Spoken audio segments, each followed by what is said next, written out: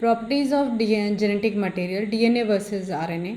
इसमें हम लोग को ये फाइंड आउट करना है कि भाई DNA is better genetic material है या आरएनए। अब DNA is the genetic material, ये कंफर्म किसने किया था? पहले तो एक ट्रांसफॉर्मिंग प्रिंसिपल आया जिसका फ्रेडरिक ग्रिफ्थ का, जिसने बोला कि कोई ऐसा सब्सटेंस है जो ट्रांसफॉर्मिंग है, और वो सब्सटेंस जेनेटिक मटेरियल है और डीएनए है, ये हर्शी और चेज ने प्रूव कर दिया। तो ये कंफर्म हो गया कि डीएनए ही जेनेटिक मटेरियल है। RNA is the genetic material for TMV virus, tobacco mosaic virus के लिए वो जेनेटिक मटेरियल है, यानी वायरसेस में वो काम कर रहा है। और एक क्यूबी बैक्टीरियोफाज भी एक वायरस है जो बैक्टीरिया को इन्फेक्ट करता है। तो इन दोनों का जो जेनेटिक मटेरियल है वो आरएनए है, यानी हमारे में वो आरएनए जेनेटिक मटेरियल नहीं है, हमारे में डीएनए ही जेनेटिक मटेरियल है। So if in any substance, for any substance to be genetic material, कोई भी सब्सटेंस जेनेटिक मटेरियल कब होगा, इसके लिए उसको कुछ क्राइटेरिया फुलफिल करना पड़ेगा, जैसे कि है it should be able to replicate, means एक अपनी कॉपी वो फॉर्म करने की एबिलिटी रखे, तो it should be able to replicate. दूसरा है कि केमिकली एंड स्ट्रक्चरली स्टेबल होना चाहिए। ऐसा नहीं कि कुछ भी चेंजेस हुआ और अगर थोड़ा सा टेम्परेचर हाई हो गया या कोई केमिकल उसके साथ के कांटेक्ट में आ गया तो उसका स्ट्रक्चर और उसकी एक्टिविटी चेंज हो जाए, तो स्टेबल होना चाहिए। दूसरा, प्रोवाइड स्कोप फॉर म्यूटेशन, ऐसा उसके पास एबिलिटी रहे कि भाई जब ज़रूरत पड़े तो ये म्यूटेट भी हो पाए, क्योंकि म्यूटेशन कहीं ना कहीं इवोल्यूशन के लिए बहुत इम्पॉर्टेंट है। इवोल्यूशन अगर आप जानते हो तो कहीं स्लो चेंजेस, ग्रेजुअल चेंजेस हुए, जिसके कारण हम लोग इवॉल्व होकर आज ह्यूमन बीइंग या होमो सेपियंस में हैं। तो नेक्स्ट पॉइंट इसका हो जाएगा कि should be able to express itself in the form of Mendelian characters. अब यहाँ पे in the form of Mendelian characters का मतलब इसका यही है कि अगर वो डोमिनेंट है तो वो अपने आप को एक्सप्रेस करे, अगर वो रिसेसिव है तो वो एक जनरेशन या 2 जनरेशन में हिडन रह जाएगा, वो एक्सप्रेस नहीं होगा जब तक कि होमोजाइगस कंडीशन में नहीं आता। फिर आता है both the nucleic acids have the ability. अब क्या कॉमन है यहाँ, तो हम डिफरेंसेस और कॉमन सारा हम देखेंगे।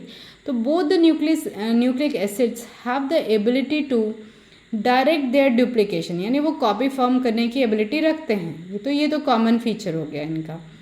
फिर है कि कॉमन फीचर के अलावा अब एक क्राइटेरियाज तो हम लोगों ने पहले से लिख लिया है कि क्या क्या क्राइटेरिया होना चाहिए एज अ जेनेटिक मटेरियल। तो DNA strands if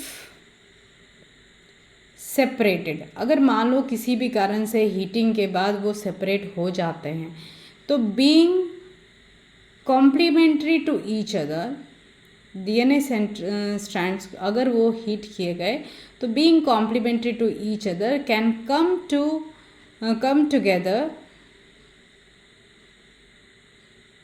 when appropriate conditions are provided. appropriate condition means under suitable conditions वो फिर से एक साथ आ जाएंगे और डबल स्टैंडर्ड स्ट्रक्चर बना लेंगे। तो ऐसा नहीं है कि अगर वो हीट किया गया तो वो हमेशा के लिए सेपरेट हो गया, डीनेचरेशन होगा, लेकिन प्रॉपर और एप्रोप्रिएट कंडीशन में वो वापस से डबल स्टैंडर्ड बन सकता है, क्योंकि वो कॉम्प्लीमेंट्री है। बट 2-OH ग्रुप, जो 2- पोजीशन पर OH ग्रुप है आरएनए में, वो उसको ऐसा करने नहीं देता, क्योंकि वो क्या करता है, उसको रिएक्टिव बनाता है। वो उसको वहाँ पे जो एक 2- पे जो OH ग्रुप है वो आरएनए को रिएक्टिव बना रहा है and makes it unstable. RNA labile and easily degradable, यानी यहाँ पे कहीं ना कहीं बहुत रिएक्टिव हो गया, तो वो चांसेस उसकी म्यूटेशन की या चेंज होने की, डीनेचर होने की या डिग्रेड होने की ज़्यादा हो गई, क्योंकि उसके पास एक रिएक्टिव 2-OH ग्रुप है। अब यहाँ पे डीएनए इज़ लेस रिएक्टिव, यहाँ हम कंपैरिजन कर रहे हैं। एक बार तो हमने बोल दिया कि भाई दोनों में प्रॉपर्टी है, दोनों डायरेक्ट डुप्लीकेशन कर सकते हैं, डुप्लीकेशन प्रोसेस कर सकते हैं, कॉपी फॉर्म कर सकते हैं।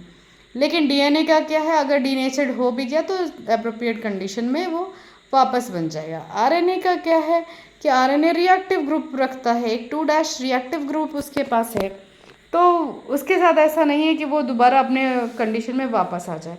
DNA is less reactive and structurally more stable then RNA. तो यहाँ हमने कंपैरिजन कर दिया। कॉमन फीचर फिर हम लेके आए कि बोथ कैन म्यूटेट, दोनों में म्यूटेशन पॉसिबल है क्योंकि स्लो चेंजेस को दोनों एक्सेप्ट करते हैं, लेकिन आरएनए जो है वो फास्टर रेट पे म्यूटेट करता है। जैसे वायरसेस में आप देखोगे कि अभी ये वाला स्ट्रेन आया, अभी ये वाला स्ट्रेन आया, क्यों? क्योंकि उसके अंदर म्यूटेशन हो रही है फास्ट। कोरोना के टाइम में आपने ये देखा था।